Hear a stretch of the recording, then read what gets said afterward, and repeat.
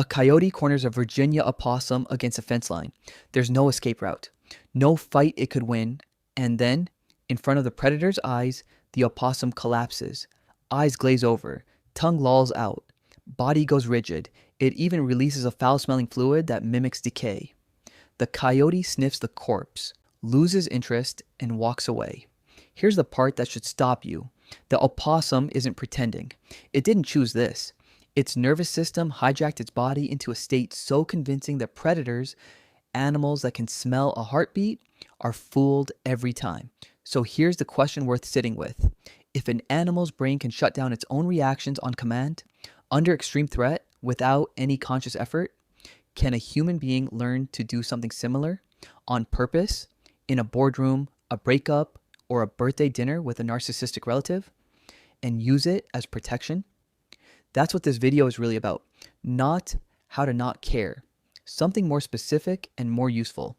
Why does staying calm around a toxic person often provoke them more than fighting back? Why do therapists talk about a nervous system state instead of a mindset? And is there a real difference between numbing yourself out of pain and deliberately, strategically detaching as a defense? Because one of those is a psychological injury. The other might be one of the most underrated skills in human relationships. Let's take this apart, piece by piece. The opossum's freeze response has a name, tonic immobility. It shows up across the animal kingdom, in rabbits, in sharks when flipped upside down, in birds held by predators. It's not fear. It's the nervous system deciding that stillness, not struggle, is the best odds of survival.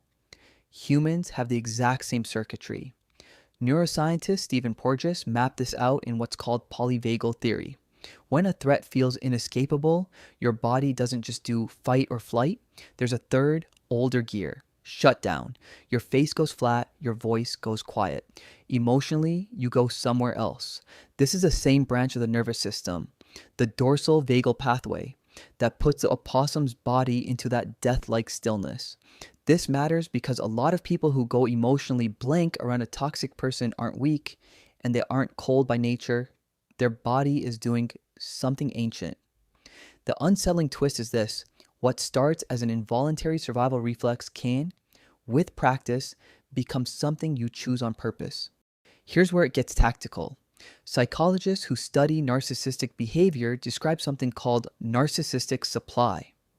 The idea that a person with strong narcissistic traits is, in part, feeding on the emotional reaction they extract from others.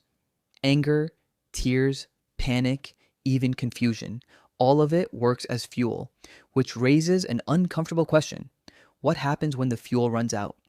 This is where a strategy that's become widely known called gray rocking actually lines up with real psychological principles, even though the term itself isn't a clinical diagnosis. The idea is simple. You make yourself as emotionally uninteresting as a rock on the ground. Flat tone, minimal detail, no visible reaction, positive or negative. Boring on purpose. It sounds almost too simple to work. But think back to the opossum. The coyote didn't leave because it was outfought.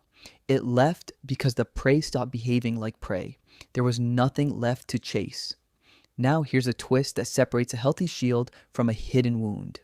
Emotional blunting, the flattening of feeling, can happen two very different ways. One is dissociation, an involuntary, often trauma-driven numbness where a person is disconnected from their own emotions entirely, including with people who are safe and loving. That version isn't a skill, it's a symptom, and it usually needs support to unpack, not encouragement to keep doing. The other is deliberate affective detachment, sometimes called decoupling in emotion regulation research. You still feel the emotion internally. You simply choose not to hand it over as information for someone else to use against you. Psychologist James Gross, who has spent decades studying how humans regulate emotion, found that people who reframe a stressful situation before reacting, a process called cognitive reappraisal, experience less emotional cost than people who just suppress the outward expression while the inner turmoil keeps burning. That distinction is the whole game. Suppression without reframing is exhausting, like clenching a fist all day. Detachment with reappraisal is closer to watching weather through a window. You see the storm, you're just not standing in it. None of this is new, actually. 2,000 years ago, the Stoic philosopher Epictetus, himself born into slavery, a position with almost no control over daily life, taught that suffering doesn't come from events themselves, but from the judgments we attach to them. Marcus Aurelius, ruling an empire while burying friends and fighting wars, wrote private notes to himself practicing this exact mental separation. Observe the event, withhold the emotional reaction, choose the response. What modern neuroscience has done is show why that ancient trick works. The prefrontal cortex, the reasoning part of your brain, can override the amygdala's alarm signal, but only if it steps in early, before the reaction fully fires. That's the biological window Stoicism was training without an MRI machine in sight. So, can you actually learn this? Here's the honest answer, and it's a little less magical than just stop caring.